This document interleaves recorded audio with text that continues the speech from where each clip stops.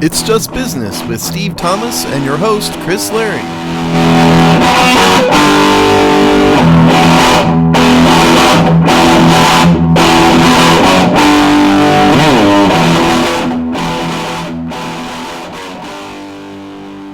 Hello and welcome to another episode of It's Just Business on the Hogstye Network, the show where we look at the dollars and the cents of the sports media business industrial complex, and we're in one of its busy seasons right now. How you doing today, Steve? I'm doing all right, man. How was your Thanksgiving holiday? Oh God, was that when? Last year? 6 months ago? It was fine. Has it been that It's in bad? the rear view, Steve. Always looking forward. I was just On to really next glad. week. Like Alex and I were just really glad there wasn't a Washington football game to watch, because it's just the worst, man. I mean, as many times as he and I have done football on Thanksgiving Day for the sake of the Hogstye podcast, I'm so over it. I hope they never play on Thanksgiving again. I'm not a big fan of it at all, I for a variety think of reasons. I would postulate this. I think the NFL needs to watch itself for overexposure. I know that sounds weird given what we're about to talk about, but eh, when you have games every day of the week, there's something to be said for holding back a little bit to maintain excitement. And if you have games all day Thursday, and I don't know, I've always thought the NFL is they're they're not sensitive to like the psychology of keeping people wanting more, you know? Yeah, no, it is overkill. Well, that's actually not true. It is a lot. Whether it's overkill or not, I guess remains to be seen. And the data would suggest, now data doesn't always tell the entire story; it tells part of a story. But the data would suggest here, in terms of ratings, that the I'm TV totally viewing wrong. public does not agree. Yeah. Although I think it's one of those things. If you did a kind of multi-leveled social science analysis of it, you'd probably get where the sentiment, Steve, probably runs closer to what you said, but that doesn't mean people aren't tuning in, right? Both things can be true. Well, also, what else are you going to have on the TV in the background on Thanksgiving Day but football? Right. I Yeah, mean, how there's much a faster Lifetime viewing? movie, going on, I guess, and people could do that. And there's a Macy's Thanksgiving Day parade, but that's in the morning and then that's over. But I'd argue that most households, all but the very formal, would have football on kind of all day there, and people would sort of keep half an eye out on it. I just mean from a general standpoint, if you constantly give people what they want, it becomes the norm and not what people want. What I would prefer, I think that's the wrong word. What I think they should do, limit the number of games throughout the week. Eliminate Thursday, for example. Thursday doesn't do anything for me, but keep people talking about it all week, and then you maintain your hook on all day Sunday rather than having games on Saturday and Sunday and Monday and Thursday, and it's too much. Well, the next time really be able to test your theory will be next year at this time, because that's when we'll get the Black Friday game on Amazon.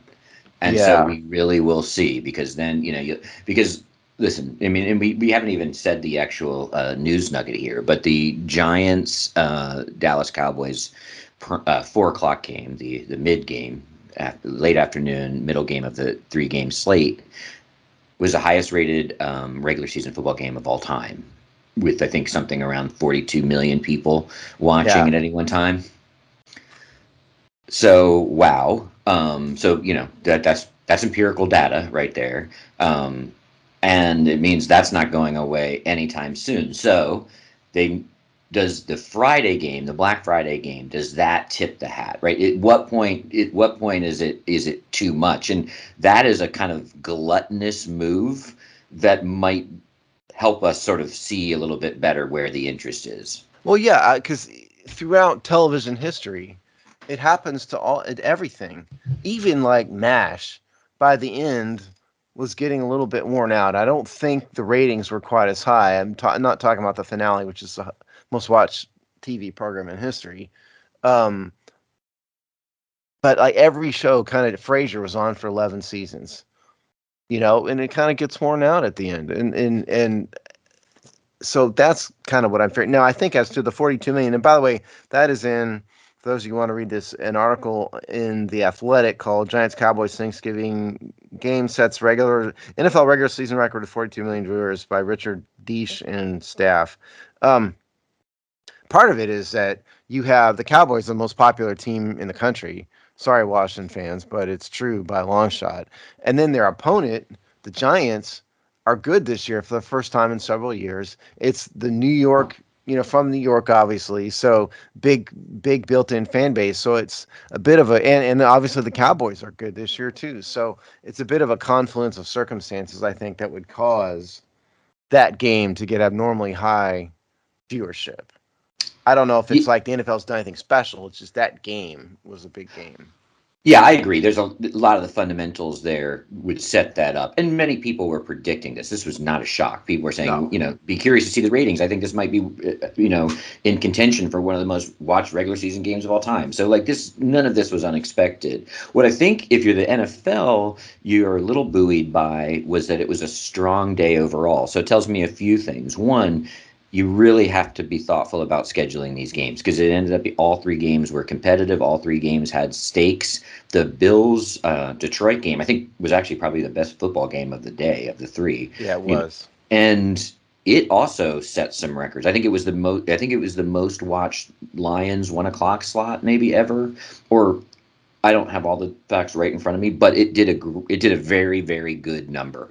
I feel confident in saying, and so they were already on a roll, and they got lucky. You get three games that matter, and it ups the stakes. So I think also that, which is hard to predict, right? You look at what's happening with the Rams, which are all over prime time, and they're a shell of themselves. No Matthew Stafford, et cetera, et cetera. So they got a little luck too about the stakes and quality of the games.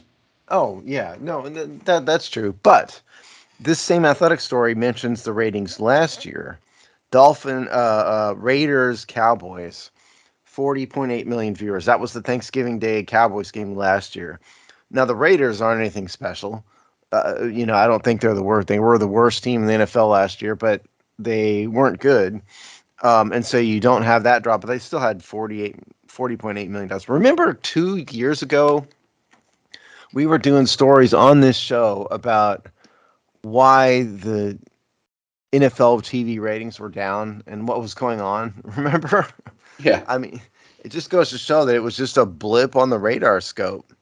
It seems like nothing can kill NFL football. I don't know. I'm continually amazed. And I think, like if you talk about the psychology of it, it's it's almost sort of like it's a bit of a soap opera, right? It's almost reality TV soap opera because there's all this drama going on throughout the week that everybody cares about. Who's on the injured report? Look at these weird remarks that some of this other person's, said at a press conference, and he's injured, and all of that. And I think people just, I mean, as television for the past 20 years has proven, people love human drama, and the NFL kind of plays into that um, as much as or more than the actual game itself. I think sometimes look at all these there's a reason why all these NFL morning shows exist. There's nonstop, radio talk about the NFL. It's the NFL has sort of uniquely captured a bunch of different angles of human psychology, I think. Yeah, and it's got a lot of stuff that helps it out, right? Just its sort of weekly nature allows you to like begin, middle, setup, and repeat. So like a lot of that stuff is just in a good way. It's following a formula and a template, which allows you to just sort of maximize that scale, so to speak. Which I think they've obviously done very, very successfully. Um, and people, I love it when I hear people like, why does the media do this about the NFL, or why do we have to hear this, or why it seems that when people complain about the soap opera nature, I'm like, it's because people are consuming it, like, like which I've also been laughing about in a Washington context, the Washington, the Commanders or whatever, everyone loves to scream at the media, you're being so negative about the team. Now, that overlooking the fact that the team gives plenty of reasons to be negative over multi-decades. So let's put that aside. But the reality is the media wants them to win. It's been hysterical for me to see all of these, quote unquote hater media suddenly switch to going, they can make a deep run. Yeah, because it's the economics back up wanting to cover a good team. Everyone does, everyone eats when the team is good. No one wants to talk about negativity 24/7, and so I think and NFL has been so good that they can push off. We've talked about it before, but like it doesn't matter what kind of malfeasance is going on. Kickoff on 1 o'clock on Sundays, or the Thanksgiving slate, or the playoffs, or none of it matters, right? None of it matters. And in fact, you're right in terms of the sort of like narratives around on the field push out all that malfeasance narratives. Like Well, we're I talking mean, about Odell Beckham Jr. they even use like classic literary devices. You have like Dan Snyder is the villain. Yeah. You have to have a villain in these. You even have kind of broken heroes like Tom Brady, for example. There's just it's. I just find the whole thing fascinating. I don't think you could create out of fiction better circumstances than the NFL has had, and it seems to not play out in other sports quite as much. Like basketball has it to a certain extent because there's drama in the off season, but what the NFL and baseball a little bit too, but what the NFL has done is very smart, and it's an intentional marketing strategy we've talked about on the show before, which is that they have designed the off season calendar to have something always going on. So they're always thinking about. There's always again drama going on, even in the off season, and then certainly the season, as you pointed out, it's no accident that the season start is sort of the kickoff of the fall TV season. Oh no, that's yes, 50-year-old programming Yeah, I decision. know they own that. They are, they kick off the fall TV season. Um, there's a lot of smart stuff going on, and in terms of the Thanksgiving Day ratings, um, one smart thing I think they did is they got the games off NFL Network. The late game is too much for me. First of all, I don't know. By the time we get to the evening game, some part of me is tired of it. But I don't think having it on the NFL Network, which is not everybody can get, I don't think spins the biggest audience necessarily. It's almost kind of a denouement to the conclusion a little bit, to me. I think they just nurtured an when having an NFL network is a test kitchen for whether it would work. Once that they could prove it would work, then they could upsell that to one of the networks to sweeten their TV deals. So I think that was probably always the intention anyway. And I agree. I'm glad they got it off the NFL network. It's kind of strangely for me personally, I do so much of the freaking cooking. I sometimes don't have anything. The first time I actually get to sit down and actually watch the game is the prime time game. So I've actually like enjoyed, like, I'll catch the prime time game, and I know I can kind of miss the afternoon games. Not the point. But maybe we'll transition this a little bit, because this story, coupled with some of the World Cup ratings, kind of both does two things. It underlines the dominance of the NFL in terms of a TV ratings, and starts to define what is good outside of the NFL. So the World Cup is actually doing pretty good ratings on Fox. Set some, I think, some records itself with the men's games. Some other interesting fundamentals in terms of the viewership being up, even for Senegal versus Brazil or whatever. So a lot of positives, but I'll start the conversation transition this way, Steve. Good news for the World Cup soccer ratings. Fox is still, a 4-to-1 ratio to the NFL. We're still talking 40 million give or take versus 10 million give or take. Yeah. So what we found happens to be in Forbes, World Cup rating soar. Is the U.S. a soccer nation now? By Tony Fitzgerald, dated November 30th. And yeah, it says in here that the United States men's national team games average 11.7 million viewers, which is pretty good Yeah, ratings. It's definitely. not anywhere near the NFL, obviously, even a regular, you know, good afternoon Sunday afternoon game, but it's pretty good ratings. I don't think the answer to the question in the title of the article. No, it's not a soccer nation. We go through this every World Cup. We go through this every Olympics. With other sports as well. Soccer is the kind of sport in America that they have a very, very, very small but diehard group of fans, and then the rest of us forget about it, and until the next 4 years come about. It again. It's skiing and a bunch of other things.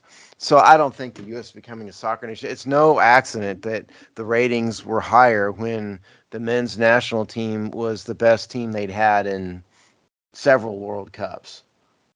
It's not an accident, and there's bleed over into other games and stuff. When people are excited about the men's national team, they're going to catch a few other games. I don't think it's a big mystery, and also don't think it's like some upsurge of soccer excitement in the United States. It's just simply a factor of how good the men's national team was this year. Yeah, I I'd say this. I would say that what is the story here to me is that soccer has moved from niche to established. And so it can do these numbers. I mean, I'm not saying it's gangbusters, but it's going to compete with like we also only care about horse racing for whatever it is, 6 weeks in spring or whatever the Triple Crown is. But that still does great numbers. That's still a very uh, good property. So I think what we're seeing here is that this can be a good bet. It's going to ebb and flow with the World Cup and whatnot. But they know if they know they can do between 8 and 12, then it's competing with other major sporting events in the U.S. calendar enough to be viable. So I just think in terms of its progress, and that's why I think these framings like no one cares, everyone cares are sort of silly. What they're seeing is they're getting an increasing movement in a what they can count on in terms of amount of people caring and what they can sell against that. And by all measures, there's gonna be success. And if you look at two fundamentals, well, three fundamentals. One, because I do think they're benefiting from a better team and some youth and some positivity in U.S. men's soccer as a thing. But really, going into North America in the next World Cup is always so they'll be able to ride a wave. And then two, changing demographics. So, the Hispanic numbers are going to drive a bit at minimum drive a business model that can be sold. Yeah, that part I agree with. I don't necessarily know it's moved out of niche territory because I just don't think the American public on a whole, has an appetite for soccer, Well, particularly I'm talking about the World Cup just the specifically. World Like, Cup. Yeah, I mean that's fair. I mean the World Cup, sure. Although again, if you have another World Cup that's with a 9-hour time difference and make the U.S. men's national team like not very good or not there at all, I don't know if we'd have these kind of ratings in any way in America. To me, it's solely driven on the fact that the U.S. team was pretty good this year. I didn't watch it. Did you watch any? I didn't watch 1 second of it. I just don't like soccer as a viewing option personally. I probably would not have watched any of it. Uh, I had a friend in town who wanted to watch, and it's easy enough to roll Yeah, out of bed and turn the TV on and watch the game. Skin off my back. And I'm a big enough sports fan, and I understand the game enough so that I can watch the United States compete or whatever. And I actually found myself somewhat enjoying it, and I did you actually, really? yeah. Now I don't think that means I'm going to rush. I was going to rush in, but I was like, so if you're talking about, what kind of percentages you can switch, because the difference between a 7 million people watching and 15 million people watching is substantial. And so, can they push closer to 15 than 7? I think is the calculus here. I agree. I don't think this means there's going to be a lot of in between energy. It's not like off cycle. I mean, stuff like the European Premier League, and I think the brisk business that especially subscription based TV marketing works. People that want to watch Premier League will buy those subscriptions, and I think that's a healthy audience out there. But it's not gonna break through. But I think there's times soccer can start to be shoulder to shoulder with things like baseball, hockey. Um, I don't know about baseball, but maybe hockey. Maybe we'll see. I was sitting here trying to surf around and find, for context, the current day TV rating, primetime TV ratings, to give everybody a sense of what it means. Primetime. So give me a second here. Primetime ratings. Okay, so viewers. So this is, and we're reading this live here. This is from the Hollywood Reporter, which happens to be the first Google search. Rick Porter, June 8th, 2022. And so we're talking about a year ago, or 6 months ago, rather. Okay, so NCIS is the top ranked drama or non NFL on this chart, and it has 10.9 million viewers. Show FBI, the show 10.29, Chicago Fire, which I've never heard of, 9.84, Blue Bloods 9.78. So in other words, the averaging 11.7 would be considered a massive audience by regular non-live sports standards. So that is big, Listen, kudos to them. And that's what I think. That's exactly what I mean by moving from niche to sort of middle of the road, something you can count on. So I'm not saying that. So I just think it means that, especially heading into North America as the next broadcast, well, not broadcast center, but host region. So you'll get time zones, you'll get local stuff. US will be the host. You're guaranteed to have a team in, et cetera, et cetera. I just think that it's like when it rains, make hay, right? Like they have, like the fundamentals for them to do some movement are strong over the next like kind of 4 to 5 years if they do some things right. And I think you're exact. So my point is that they'll know how to sell it, right? So if they can say, hey, we can get 10 million people to watch the U.S. games and 6 to 7 to watch the non-U.S. games going into that next World Cup, they only care about selling the World Cup. They don't care about selling soccer, MLS, or random October games. So, but No. if they can drive up their numbers for the World Cup, that's success. One factor that the Forbes, article mentions, I've never heard of him before I read this, but a player apparently has very high profile, Christian Pulisic. Yeah, yeah. Is he the star of the team, I assume? He's a star, yeah, and he had a good World Cup. It said, the quote here is that he's, quote, easily the most prolific and decorated male soccer player in U.S. history. And that he himself, the Forbes article is claiming that he himself is driving the ratings all by himself. So the article gives multiple different factors here, and says, by the way, does mention, Chris already said it, but they're averaging 6 million for. Well, no, what it says is the Brazil-Serbia game averaged 6.2 million viewers in the U.S. MLS, and it says MLS and the NWSL. What is the NWSL? Do you know? No idea. Okay, some other soccer league. Apparently, the ratings are slightly up for that. Who knew? It says more people are calling themselves soccer fans, but it's citing what you cited, which is a growing Hispanic population, because soccer's always been popular in the U.S. and within the Hispanic demographic. A Gallup poll saying 31% of Americans are soccer fans. Sounds like a bad poll to me, in that if you just say you're a soccer fan, yes or no, okay, fan. It's not diving into any kind of details, how much of a soccer fan, what does that mean? Does that mean you just don't hate soccer? There's a lot of things that you could say that go into Yeah, where's that. the Likert scale? Yeah, I know. I just give them a yes or no. That's doesn't say much. Um, and then again, if ever didn't know, Chris alluded to this earlier. The U.S. is hosting the next World Cup, apparently with Mexico. It says with Mexico, so Yeah, it's I like a don't know. North America host. I think there might even be a couple Canadian games. Huh? Okay. Well, it doesn't mention Canada in here, but yeah. So there's that. Um, yeah, obviously, the World Cup being in the United States would matter quite a bit. Clearly, especially if the U.S. team is good. If they're not, it, won't help. But having the United States on our time zone, games in prime time, people going to games live because it's right in their backyard. All of that should help. Yeah. And so, are we gonna see an upsurge of soccer popularity over the next 4 years? No, it's gonna go back to zero. But the next World Cup, I would venture a guess, will probably have the biggest ratings ever in the United States. Oh, I think without a doubt. And so how do they make do with, you know, like I said, they're going to have to.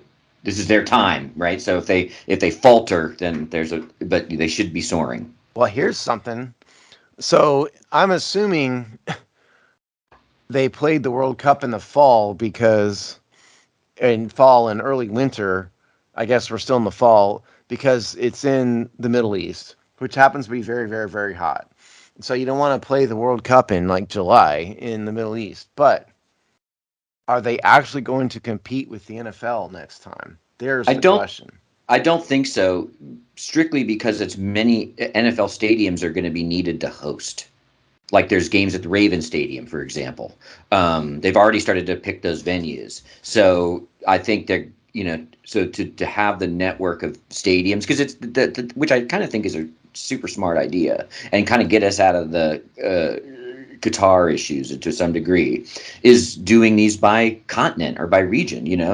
The idea of Mexico, U.S., and Canada, that's kind of cool. You spread the games out, you get more people invested. You need a bunch of stadiums anyway. Kind of at that first round. So I think that they already had to coordinate with NFL schedules to have these stadiums available. So I think just that logistical piece plus their motivation to not go head. No one, they don't want to go head to head, right? They're looking to avoid Nobody that. wants to go head Yeah. to head with the NFL. It's a losing proposition, as we've So I think discussed. my early sense is, and sort of reading the tea leaves of the decisions already made, was that will be considered. I'll be more interested to see if it can compete head to head with whatever sports are going on, be it Major League Baseball, Yes, that's NBA, that's where whatever. that's the fight. I think Yeah. it's not the NFL. It's not even et cetera, et cetera. And so I think if I was writing the headline for that article that we've been using, I'd say like is the reality is America, the U.S. becoming a soccer viable nation. We're not soccer nuts, but is the viability of soccer, as a product and an offering increased? Well, I mean, the question would be, does it bleed over into MLS? Oh, you know what? MWSL must be the women's soccer. Oh, That's right. what. Yeah. Um, do either one of those leagues get a kickback? Now, just for Probably I live in not. Houston area. There's a soccer stadium in Houston. Um, I never ever hear anything about the local team.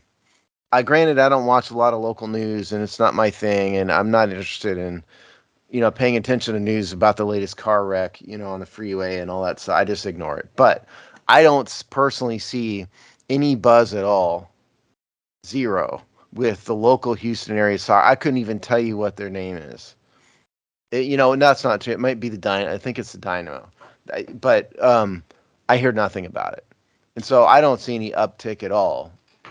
No, and I think in some ways I think we should decouple them. But one, because I think But that Major would League be the Soccer, goal. Would be to use I this to guess I boost think their that, goal and might be. I think no one cares. And here's the interesting. So here I'm going to give you here's some soccer analysis that is going to be ham fisted, and I should be giving none of. But where I think is interesting in terms of your point here, that actually backs up your point, is one of the reasons why the U.S. team was more interesting and better and can compete was because the managerial philosophy of putting the team together was we don't want our players anywhere near MLS. Only one player on the entire soccer team was currently on and playing on an MLS roster. They pushed all those and younger, host families, a whole infrastructure around getting these players into the European and non-American soccer minor and major league. So and they're young, they get profiles playing, and some are in the Premier League, et cetera, et cetera.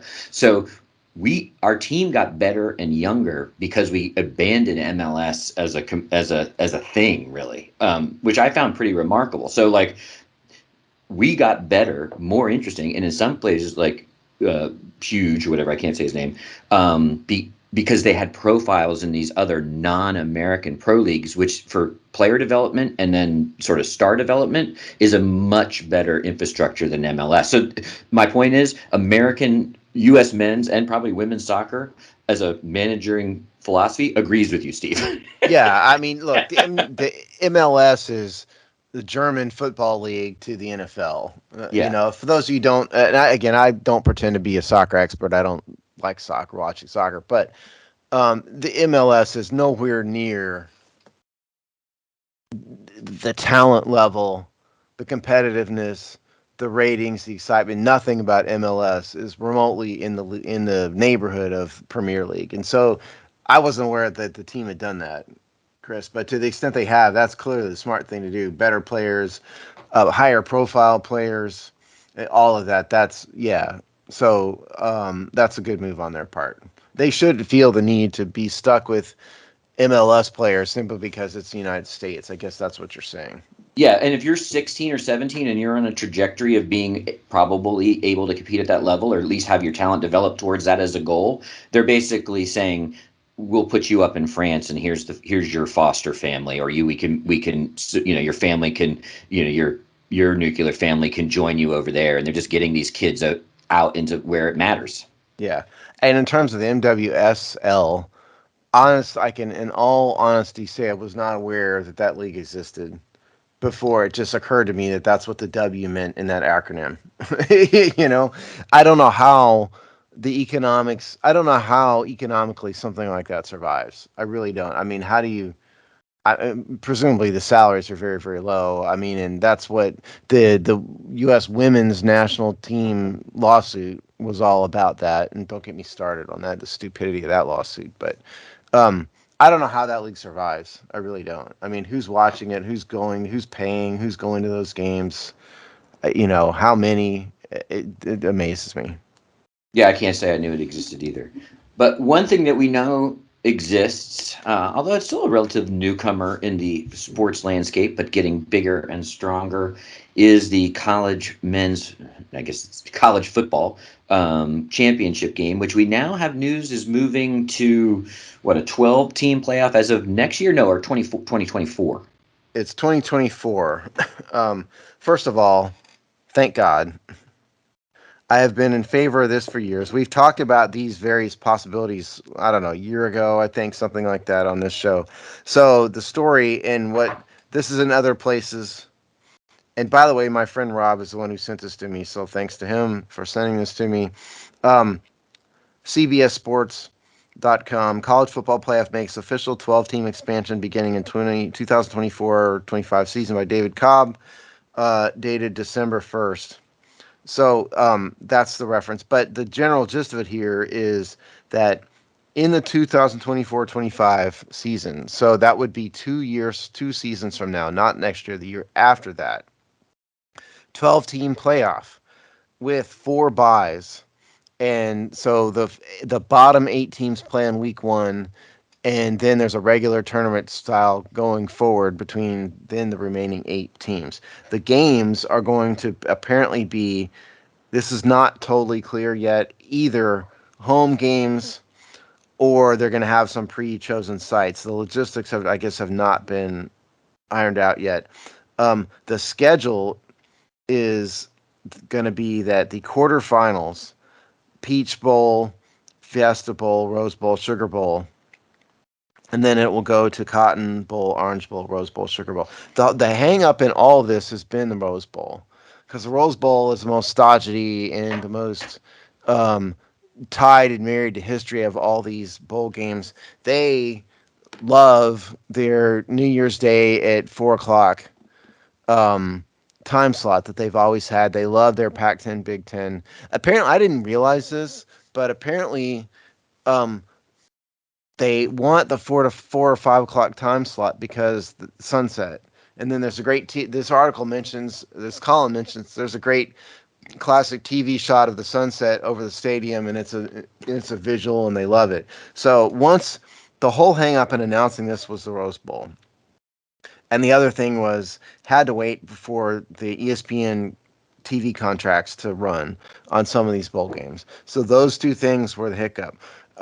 So I think this is a great thing. Oh, so before we continue here, so the setup is going to be. If I can find it. Oh, I lost it. I had it right in front of me. Um, it's going to be the top 6 conference champions for the seeds 1 through 6, and then the remaining seeds are just going to be 6 at-large bids. So in other words, it's always going to be the conference champions of the power conferences, and then the 6 best teams after that. So you could legitimately see like a Boise State or two sneak in every year. You probably will, because they're not going to freeze out every team like that out of the top 12. So you're going to see a better mix. So I think this is a tremendous, but it might actually get me watching the college football playoffs again. I think, yeah, and long time coming, right? And in fact, but I sort of understand why this was a long game to get here. Because the Rose Bowl being the last giant to fall, but over basically I don't have it right in front of me, but what was the first year of the BCS? When it was like a 14, what was the Well, the first year BCS is not what we have now. So the right, but what BCS, started the transition to what 15 years ago, maybe. yeah, that's what I was thinking. So Yeah. 15 years ago-ish when we made this move, it took 15 years to kill all the bowls, right? Because everything that they're doing was the most obvious thing. Expanding it. This is the boldest move towards an NCAA basketball style setup with the at-larges and the guaranteed bids and expanded and, tournament style. So, we know that model works for the NCAA. So it's the kind of like we're finally doing it moment. We knew that they would position the bowls as the name brands for the various rounds, right? Like we knew that was coming. We knew it was already happening. And so they just needed the Rose Bowl to come to heel. And after 15 years, I mean, sometimes it takes time to like kind of bang these things into what it's going to become. I think now they're stepping into what we all knew was going to happen, but probably needed to take this much time to have the Rose Bowl know that they have no position to stand on. Like they had no choice. By Yeah. this, Or you just be out of the rotation you know, entirely. people barely care about you now. So Claim your relevance and be one of these playoff games. yeah, I mean, from a schedule standpoint, so the national championship in 2025 will be January 20th. Just so there's going to be quarterfinals, semifinals, national championship game. Personally, if it were me, the next step to follow this needs to be just the death of the bowl games. I think at this point, ESPN is almost solely propping up most of these bowl games as it is, because ESPN, if you guys don't realize, owns a significant number of the bowl games out there. I'm talking about like the Tidy Bowls, and the Cheetos New Orleans Bowl, and the Toilet Brush Idaho Bowl or whatever. I mean, all those games are owned by ESPN. But I don't know, with this playoff system, I don't know why I ought to care about the Fiesta Bowl or the Peach Bowl and the Cotton Bowl in particular. There's no mystique in it if it's just a part of a playoff. And really, that's just people, and by people, I mean TV executives and bowl people hanging on to their own sweetheart deals, because the people who own these bowl games, or the people running these bowl games rather, make a fortune. Just FYI, they're funding them. They're funding their lives for a year with these bowl games. So personally, I think the next step, let's just not have bowl games. That would be my preference. Or just, I think, yeah, I think that's what happened. I think that's most people's preference. I think that'll be the outcome, despite preference. Um, Eventually. yes, yeah, right. These things take time, like we just were talking about. So it may, this the death rattles of this may still reverberate around, but that doesn't mean it's not on its way out. And here's the somewhat, if those will become barnstorming events, right? If the Frito-Lay Bowl wants to, and its partners decide they can make enough money inviting to, kind of become the NIT, right? Like, here's some games going on at the same time that you might be interested if you locally care about that team. That might be a viable business model, and you might still get the Frito-Lay Bowl, but it'll be barnstorming. It'll be special event sports. It'll be like more like a boxing match than it'll be part of a league. I don't know how they do make up the money though, because you know how the ticketing works. But for those who don't know and don't understand, the only reason they sell tickets for a vast majority of these lower end bowl games is because they're making the participating universities buy a block of tickets. It's kind of like pay per play stuff with local theater level bands. Okay, this Yeah. is how concerts work. Okay, so what happens is the headline band will have a guaranteed amount. We're not coming unless we make X. They get the guaranteed amount by making the opening acts buy tickets. And the idea here is you buy the tickets, you can do whatever you want with them, sell them. If you make money, congrats. If you set them on fire, you'll be warm for 30 minutes. Nobody cares. But that's how it's made. And so this is how these bowl games work also. They're getting their nut because they're making universities sell these tickets, and then buy these tickets, and the universities turn around and try to sell them to the students and the alumni and everything. And sometimes they do. Sometimes they take a bath, and they only participate because it's good for recruiting. We went to the North Dakota State Toilet Brush Bowl. You can do the same. Uh, you know, um, so that's how it works. So is that viable long term? I don't know if it is. Well, that's stupid of me to say that because it's been viable forever. So I guess it is viable. But the question is, does anybody outside of those universities care enough to keep it going?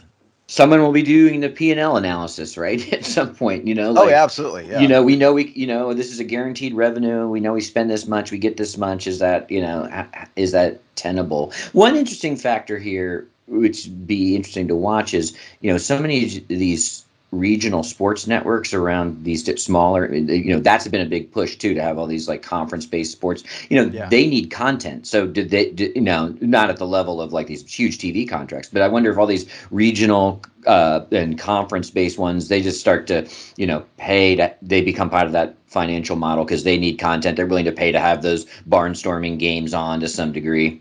They We'll could, see. because We'll see. ESPN has almost all of them now. Because again, Yeah. ESPN owns most of these bowl games. So are they going to keep doing it? I have always we've talked about this multiple times on the show, but ESPN spends an absolute fortune on rights, and I've always wondered how it is that they're surviving absent Disney support. I don't know how they make any money. To me, ESPN's content's gone way down from what it used to be. I don't know about you, but I never watch ESPN at all except for if there's a live sporting event on I want to watch. I don't watch a single second of or even listen to on the radio ESPN content anymore. I can't say I do either. I like this. I will watch sometimes like a half an hour of the Scott Van Pelt show after the Monday Yeah. Night Football game. That's probably about the extent of it. Yeah, I mean cuz in the way the media works nowadays, you don't need Sports Center to see highlights of these games. Yeah. Because Um, Sports Center used to be a thing because that was where you could catch all the highlights. If you're in, Virginia and you want to catch a highlight of a Seattle Mariners game, the only option you really had decades ago was Sports Center. And that's just not the case now. we should put a pin in this, but one little sort of larger business world news that has implications pretty about this exact same thing is Bob Iger walking back in at Disney. Did you see this? Yeah, I saw it. I thought So it's very odd. it's very strange. Maybe we should do. We'll see when some of the ramifications, because selling ESPN is definitely on a list of things he's considering. So, or Like, what like did what? Bob Chapek? Granted, Disney's been in a spiral for a variety of reasons. But Iger, I mean, how did he end up coming back? I don't. I didn't get either one of those moves personally. Yeah, it's they're definitely interesting moves, and you could make an argument that Chapek was just it was just doing the Iger playbook. He was handpicked. It was a seamless handoff. So you could make it, and he was a bit more of just like a manager type Chapek. So he was probably just doing what Iger had set in motion anyway. So this idea that anyway, it's super interesting, but it will definitely have implications on the sports media and rights conversation depending on what they do. And they could also decide to lean even more into it. It could cut many different ways, but it definitely is something that's going to be, more impactful now, probably in 6 months than right now, but something to watch. Yeah, and that maybe we'll do that on this show on another segment or on another show at some point in time, because that's endlessly fascinating to me. The Yeah. drama at So Disney is just never ending. yeah, and we will see what happens there. And so anyway, so college having the last thing I want to say about this college football bit is this is an interesting because this is something doesn't compete directly with the NFL. It doesn't get the exact same numbers, but of any sports on television, it's the one that has a puncher's chance of equaling numbers sometimes, right? Yeah, This I mean the fact that the March Madness is in March. right, March Madness but is the other thing, but it doesn't compete, obviously. one thing this does, if you look at their way they want to schedule these playoff games, is it does start to buy back some of that Saturday attention that the NFL has continued to sort of like, put stakes in the ground. And I think college football has realized we're ending too early. When they're wrapping up by the time the Army Navy game hits and all that, and like the college football season's already over, and the NFL has said thank you very much, and they've moved right into that Saturday void for football. I think college. So this is a little bit the way they structured these games. It starts to buy back real estate, football real estate in the fall, specifically from the NFL. Well, that's smart. And the historic reason for ending was always academics. It was always finals are coming up. And then, of course, everybody realized that it's the idea that they care about academics is absolutely laughable, and is utterly not a factor. Most of these kids who are playing these, college football at a high level don't even belong in college, at the university that they're playing for in terms of like pure academic record and all of that. So nobody cares. Not the universities, not the networks, not the students, none of it. And frankly, I mean, if you're going to prioritize money, um, I mean, having to bring some tutors on the road for a handful of schools is a small price to pay, you know. Yeah. Assuming they do that. I mean, I'm assuming they do. And by tutors, I mean people are doing their homework for them, probably. Yeah, yes, totally agree. So, but you can see here that they've given up that, and it's like, hey, let's move more of our stuff into December, which is basically Yeah. what one of the things that this It, does. yeah, I mean, in college finals or for those of you who haven't gone or whatever, I mean, college finals in most universities are early to mid December, Yeah, and so if you can get past that choke point, then yeah, because you're right. I mean, why seed over Saturday for the last 5 or 6 weeks of the NFL season? It makes no sense. yeah, and NFL is like, thank you very much. We'll take that. We'll take that time. Yeah. Um, all right, so we're gonna end.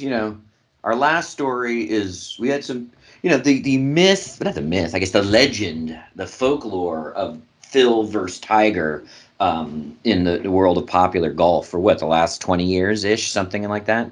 Has been the number one narrative, and we've talked about not for a little bit last couple of shows, but we've talked about LIV Golf and the PGA many, many, many, many, many, many, many, many times. But really fascinating stuff as we had sort of dueling press conferences. But basically, Tiger down in the Bahamas for some tournament, some tournament which he was even responsible for, I think, sponsoring or being the host, but although he did not play in because of his injuries, um, said some pretty direct things about where he sees LIV Golf and the PGA going, and called out Phil Mickelson specifically as basically the number one barrier to negotiations for some kind of mutual existence agreement pact between LIV Golf and the PGA. And there's so much to unpack here. I actually think that the soap opera between Phil and Tiger is one of the most least interesting things, but it's obviously at play. Um, but here's what I'll drop onto this conversation. I read this press conference and I thought this sounds more like somebody who wants to be the commissioner of the PGA and feels like has the ideas for the PGA to be effective in the fight to come rather than, a interested golfer on the tour. Thoughts? Yes. Tiger Woods can't play golf anymore on Yeah. any kind of consistent basis. I'm not talking about skill level. I'm talking about from a physical health standpoint. He cannot walk 18 holes over the course of a 4-day tournament on any kind of regular basis, as has been evidenced by his utter lack of participation in anything but majors. And half of those majors it seems like he's pulling out of for health reasons. Yeah. His days as a consistent golfer are done. This story, and by the way, there's a couple of them, Chris, and you may have the other one at your feet, or at your fingertips. But what I'm reading is the second one, the first one you sent me, which is golf.com, Freewheeling Tiger Lets Loose and Hero Press Conference by Dylan Dethier, November 29, 2002. And the Hero is the Hero World Challenge, which is apparently this tournament in the Bahamas. So, yeah, if you read this, sort of the tone and tenor of what he's saying is someone who sounds like a senior golf executive. And it would be kind of a natural fit for the guy who is by far the most popular player in golf history, and I do include Jack Nicklaus in that in terms of just raw popularity, is Tiger Woods. And he's kind of taken leadership before in limited spurts and other tournaments, but this definitely read like that. And the other guy he was really brutal about was Greg Norman. Greg Norman is the commander in chief of the LIV tournament, or at least the forward face of it. And he just flat out said Greg Norman has to go, quote unquote. So let me, if I can find it here. Um, Somewhere in here it says yeah, here it is. I think Greg has to go, first of all. So, and he's saying this can work if Greg Norman and Phil Mickelson leave, then we can work with it. And what we've talked about before on this show is what they're alluding to now, which is the PGA, led by Tiger, apparently sort of sees that in order to make things work, they need kind of an AFC NFC sort of setup here, where these leagues we can cooperate and become golf worldwide rather than two competing entities, and that's smart for both. Yeah, I think what Tiger's saying very clearly here is, well, one, the PGA cannot, which we all know, but these things are being said at a microphone. There's a difference between us thinking it and being said at a microphone. That the PGA cannot financially compete, right? It doesn't have the war chest of whatever that pseudo Saudi organization is that's funding this, whatever their name is. Um, so he's saying that right up. So, and I think what he's saying is, listen, we're going to have to mutually get along. I think the number one thing that would benefit everyone is if players could retain their free agency to compete and be in both, or not have this exclusivity thing. That just isn't tenable. We've talked about that. So they're going to have some kind of, and plus if they figured out how they let players to sort of swim back and forth amongst things, then all those lawsuits can go away, because most of those lawsuits are about that issue. So they've got to solve that. So they've got to have some kind of lines of communication around that, because neither one can survive for very long if that with these exclusivity deals and these different rosters. And then you think about all the possibilities. I mean, imagine, Steve, if we had in like 3 years a golf tournament that was LIV Golf versus the PGA general managed by Tiger, LIV Golf general managed by what's his Somebody, face, by Mickelson. yeah. Imagine what that would be. That would be huge.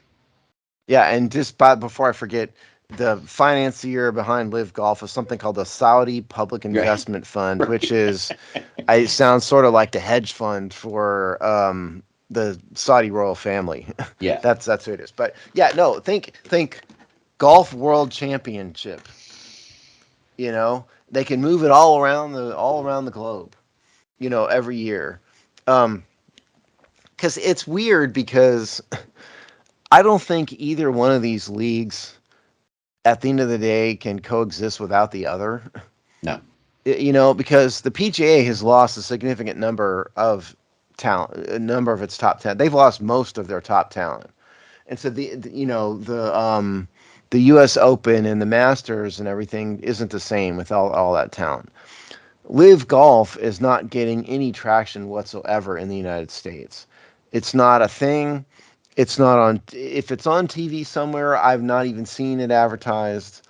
Um, it's just not a thing. Now, the Saudi royal family may not care. It seems like it's kind of their plaything, a little bit. But if they're going to exist on a financial level, they have got to work together to make it viable. And so, almost, if you could almost have kind of a seamless blended calendar. Have PGA Tour this week, then a Live Tour event, all on major networks, all the same stars competing in them, and then you have again kind of a Super Bowl of golf sort of set up at the end of the season and whatever time of year. That is what they ought to be shooting for. Now, it's honestly, and the column that I read, Chris, didn't have the Mickelson stuff in it. So, but some of this is personal because Tiger and Mickelson have been competing for years. The Greg Norman thing is a bit personal too. So some of it is personal driven. Um, but look, Tiger is the biggest star, so he's going to win out. Yeah, and Mickelson, and also in golf, whatever it is, Golf Magazine, or whatever. There's a follow-up article. Phil Mickelson responds to Tiger Woods' enormous loan comment regarding tour's finances. So they're going back and forth. Yeah. So they're both same writer, same article. So if you want to go down that rabbit hole, you can. So I had to laugh at this, though, and this has also been, we've talked about versions of this story before, but one of the Phil Mickelson quotes to this Shipnuck, the journalist, about the viability of Live Tour, but this to me should be a huge red flag.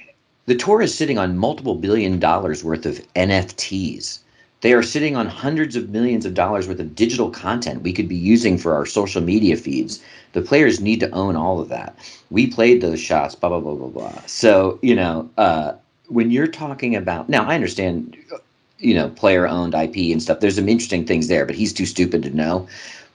The fact that you're one of the things that you're bragging about is Is that the quote Mickelson that unquote, said that? yes, quote unquote billions of dollars worth of NFTs. So the Bored Ape NFT that Justin Timberlake bought for like literally millions of dollars is currently worth 26,000. So like this, anytime you're talking about the financial viability as your secret warehouse of NFTs, like I'm like, oof, those aren't strong talking Well, points. He's also, this looking is at kind there. of the classic point. Also, yeah, they made the shots, but those shots wouldn't be viewed absent the financial input or the financial investment of the people who started the leagues, put it on TV, produce it. It's a chicken and the egg thing. And you wouldn't be anything, Phil, without the people who created the PGA Tour. Yeah. So you can't just it's kind of like saying that the workers should own the company a little bit. Well, the workers, granted, do the work, but they're not the ones at financial risk. And I think what Tiger's very clearly saying is, listen, there's I see a way forward. The PGA is either going to explicitly or implicitly look to me, to guide and save, which has been, which has been happening forever now, and transitioning from, his athletic prowess to his leadership prowess. We'll see if it works, but. And he's laying out a very clear thing. He's saying, I'm in an opportunistic mindset. I think there's a way to work together. And it's clear to me how that might roll out. And here's the toxicity in your system that needs to be expunged before those conversations become viable. And if you can handle that, I think we can work together to make a lot of money. I think that's the subtext, not even subtext. I think that's basically what Tiger's saying. Yeah, oh, absolutely. And the only other angle to this, I think, is that from Tiger's personal perspective, this is the way he can keep in the limelight. Oh, yeah. Yeah, because he can't play, like we just said earlier, he can't play golf on a regular basis anymore, and he's not going to win on a regular basis anymore. He's too old. He's too broken down, but he's the biggest name in golf history. Him taking leadership role is how he can maintain a high profile and high income and feed his ego, which is probably enormous because all stars' egos are enormous. But that can keep him going for decades, and so Well, he wants us to. Imagine this narrative. The person who was most singularly responsible for the global expansion of golf was the person responsible for saving the international game of golf. Oh yeah, he would be. He probably realistically already is the biggest name in golf history, yeah, but he would be singularly at top of Mount Everest if he can pull that off. yeah. So that's and listen, as much as I don't. He's got a lot of personal challenges, and you don't necessarily agree with a lot of that stuff. I Oh no, don't. yes, I'm even not even that. I'm kind of looking at the Saudis. Obviously I don't love a lot of what the Saudis do, right? But Sure. they make a couple interesting points about who controls this stuff and like picking fights about how we'll do this, especially on an international stage where, there's whole swaths of things that can make money without touching the United States in an international context. And so the more international these games are, and the more viability of alternative models. So there's something interesting about the forcing function of what Live Golf is doing Well, here. do the Saudis even want this to be big? Do they even care about it being big in the United States? I haven't seen any even talks with putting their tournaments on major American networks. I haven't even seen any chatter about it. So, do the Saudis care about that, or is this truly? I mean, a lot of people would allege that this is sort of the Saudis' plaything. Get them a chance to hang out with famous athletes and all of that. I, I don't know what the truth is, but it's made no inroads in the United States at all, zero. And why is that? And if they want it to, the path forward is what Tiger suggested. Yes, and I think yes, I totally agree, and I think that might be. I think they don't need it, but they want it, right? There's a difference between those two things. They could prop this up for a while. You probably could start, having some incoming revenue, by through business models globally on this, but they would, even just for the cachet, they would. I mean, they would flip their wigs, but not to mention the propaganda. Like to be beaming into American households, with something Saudi sponsored. I mean, there's all kinds of subtext. So I think they would definitely want those things, and I think you're exactly right. Tiger's basically saying, let me clear the runway for you if you play ball. Yeah, I mean, in terms of the Saudi part of it, and the criticism of Saudis is human rights principally, very on a wide variety of angles. Treatment of women, treatment of LBGTQIMSF, whatever that acronym is, all that stuff. There's human rights stuff, and that's why legitimate, valid criticisms. Now, corporate if corporate entertainment has shown anything, it's that if there's enough money involved, they will get over it. That will become less of a factor, and they'll do whatever they can to prop it up if it can make money. I don't think Well, I mean, anybody cares.